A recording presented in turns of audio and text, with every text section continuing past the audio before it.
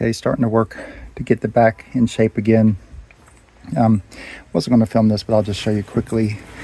I decided that since all these nuts were rusted, the bolts actually weren't rusted at all, but the nuts were rusted. I don't know if they put something that wasn't stainless steel, or maybe they used the 304 stainless steel instead of 316.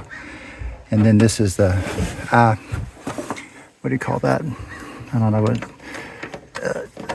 bolt here. I basically took this out, cleaned up the backside, and then this had a ton of corrosion where this tiny little piece of steel washer was. I cleaned that up and try to get as much out of the pitting, out as I can. So just fixing this up. I'll do this to the other side too, but this is new stainless steel 316 nylock nuts, and I put a washer and some silicone back there to try to minimize the corrosion between the two different metals, the aluminum and the stainless steel. Try to keep those metals separated with that silicone. Then this, I'm going to do the same thing with the silicone, get all this cleaned out, but I'm going to put something like a larger piece of aluminum back here so that there's more. You know, this is all the weight is just right on this one area. So with this one tiny little, this is all that's kind of pulling on the transom when you're tubing or whatever. So I'm going to put something bigger to give it more bigger anchor point. So stay tuned. Okay, got that fixed now. Instead of that one little piece of metal, I'll put this big piece of aluminum. All that corrosion that was back there I cleaned out down into the grooves with a wire brush and a wire wheel, and then this big piece of aluminum will cover up all that area of corrosion, strengthen it, and then also where this eye bolt pulls, it's got a bigger surface area back here, so it's going to be stronger than it was. And then this is all new hardware, all new 316 stainless steel, so it should be very resistant to corrosion.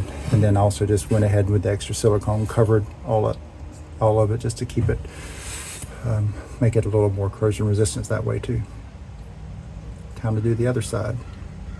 Okay, finish up this side. Same thing, just replaced the stainless steel nylock nuts and put that piece of extra aluminum type washer to cover up the area of corrosion and give it a better backing. And now I'm going to, over here, you can see those two things.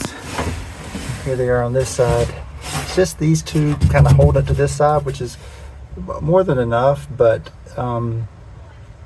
because it's anchored down here, and then it's got some through transom bolts there.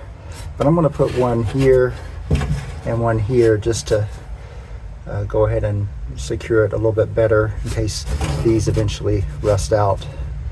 I'll just put one up here, one down there, and that'll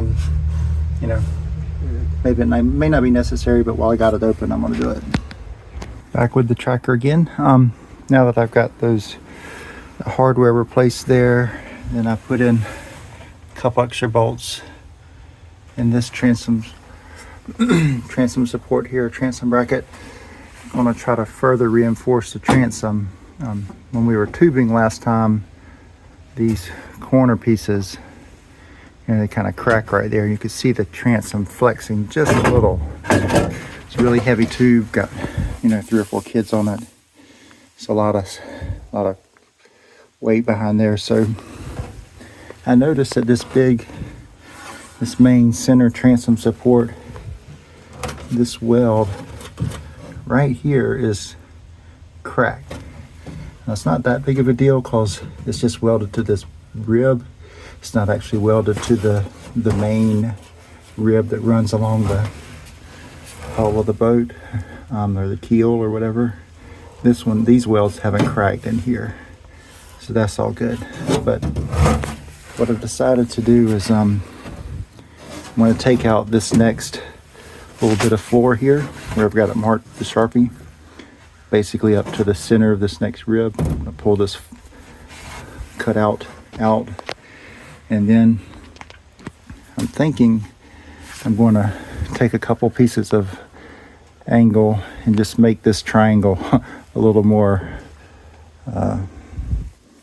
isolateral, I guess, or isosceles, whatever you call it, the one where the two legs, because this leg here is so short and this is much longer. You know, we just need to reach out here a little further.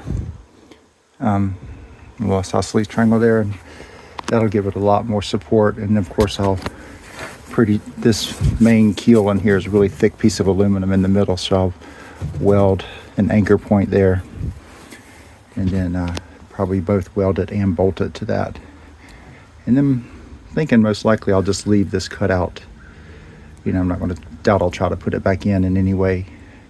We'll see. Stay tuned for that. Okay, I got this back place cut out.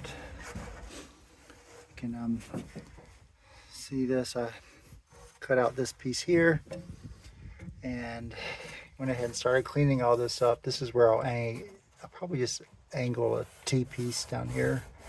Maybe just a couple pieces angle back to back or whatever. I'll just put them down, and that's what I'll anchor the rest of this transom support to. Went ahead and kind of cleaned it all up, got it ready for welding and bolting. Here, now that it's a little cleaner, you can see that crack right there in it. I went ahead and pulled out all these, you know, penetrations that were in there. All these, I just went ahead and took them out, drilled them out, cleaned them up on the outside, and I'm getting ready to, you know, this is where that live well pump went. I don't need that, so I'm just going to patch this. I'll put that down there. Actually, I'll do it from the outside. I'll put this on the outside and weld it to it. Close up that big hole, and then I'll just weld those other little holes shut. Since I got it all right here, easy to do. But progress is slow, but we're making it.